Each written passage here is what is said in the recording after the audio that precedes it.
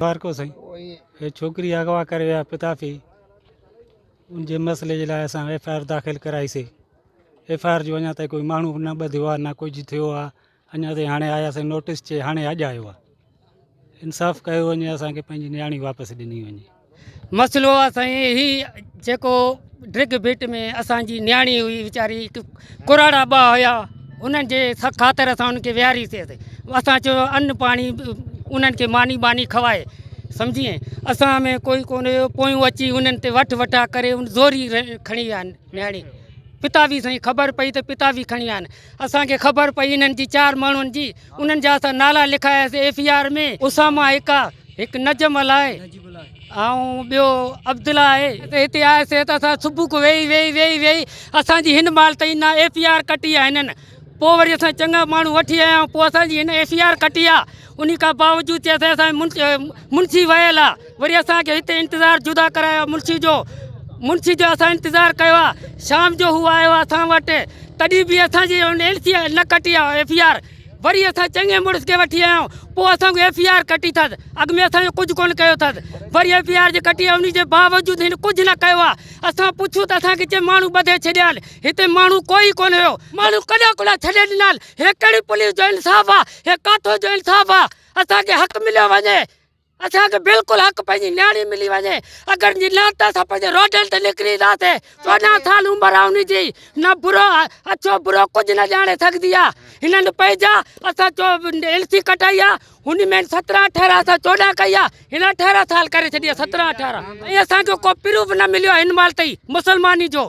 असांखे रोज़ चए मुसलमान असां रोज़ लेट ॾिसूं न त असां जिथे बि थींदी आहे उते बिल्कुलु लेट हलंदो आहे। उहे जेके घर में वञी करे उहे भरिया अथसि धमकियूं जुदा मिलियूं आहिनि। हुते वञी लेट भरिया अथसि।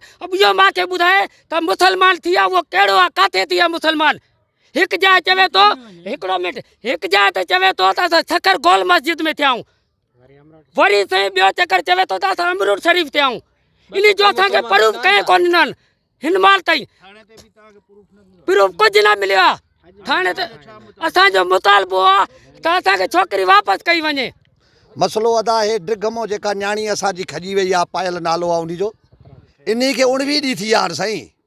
असां डेली थाणे ते अचनि असांजा माण्हू असांजा वॾेरा ॿिया शाही जेके असांजा प्यारा माण्हू आहिनि महर बाचा उहे बि गॾिजी आया। लेकिन हिननि NC कटण जे लाइ वॾी इनकार करे छॾी। आख़िर हिकिड़ो चङो मोतबर असां आदोसीं शाम जो सुबुह खां वठी हिन एसोचो बि पिता बि आहे। एसोचो जेको आहे न इहो ख़ुदि पिता बि आहे।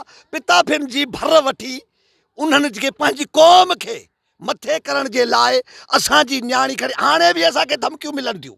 हाणे बि असांखे धमकियूं मिलनि थियूं। हे त हिकिड़ी खई आहे असां पूरी ड्रिग जूं नियाणियूं खणंदासीं। हे असां सां नाजाइज़ी आहे। असां सां ख़ुदा कारण जे मुसलमान आहिनि त मुसलमानी खे ॾिसी क़ुर खे ॾिसी असांजी नियाणी जेका आहे पंहिंजी मोटाए ॾियनि। अगरि जे मुसलमान थी आहे त बि असांखे अॼु जो अॼु प्रूफ ॾियनि अदा मुसलमान थी आहे न त असांखे मोटाए ॾियनि। असांजी नियाणी खे धमकियूं ॾियनि था हथियारनि जे ज़ोर ते। हुनखे हर भर वीडियो हिकिड़ो भराए वायरल कयो अथऊं। पैसा वठी करे असांजी टुबी ॾेई छॾी।